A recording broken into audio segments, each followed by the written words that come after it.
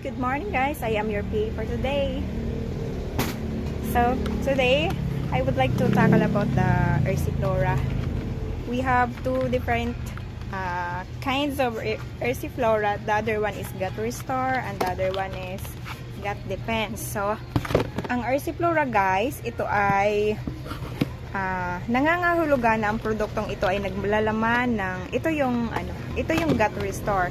Ang produktong ito ay nangangahulugan na ang produktong naglalaman ng 4 na bilyon na buhay na bakterya ng Bacillus cloacae, na isang uri ng probiotic bacteria na tumutulong sa pag-regulate ng gut flora at pagpapabuti ng digestive health.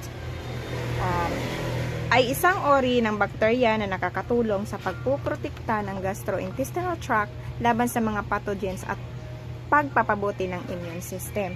So, ang kinaibahan nila guys, dito sa Gut Restore, it has 4 billion Bacillus cloacae. Tapos,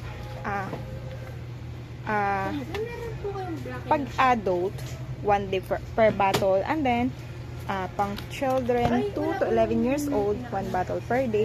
Also, for baby 6 months and above, 1 bottle only. And then, sa Gut Defense, if adult, you can consume 2 to 3 bottles per day.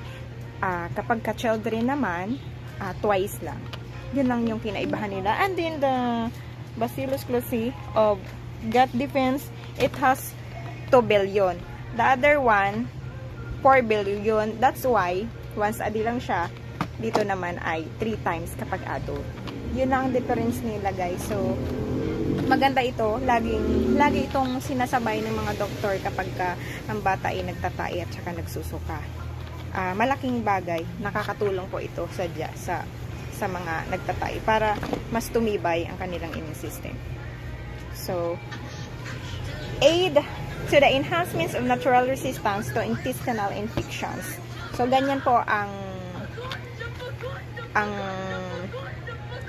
ang trabaho ni Ursiflora. So, ito yun.